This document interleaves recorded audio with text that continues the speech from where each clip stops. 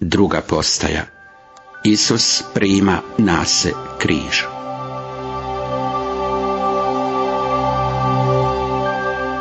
Mogao sam se braniti ili tražiti da me brane, kaže Isus. Mogao sam reći, nevin sam, zašto bih trpio? No prihvatio sam križ bez mrmljanja. Križ ti je svaki trenutak života. Možeš ga prihvatiti ili odbaciti. Možeš bježati od njega ili mu poći u susret. Ja sam ga prihvatio. Sad znaš gdje ćeš me naći. Tvoja snaga nije u tome da bježiš.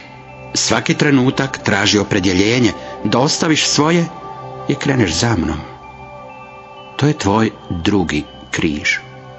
Rijetki ga prepoznaju.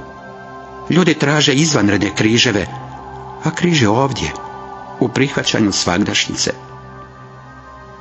Kroz križ koji prihvatiš, dobivaš velike milosti i tvoja vjera raste poput nabujalog potoka.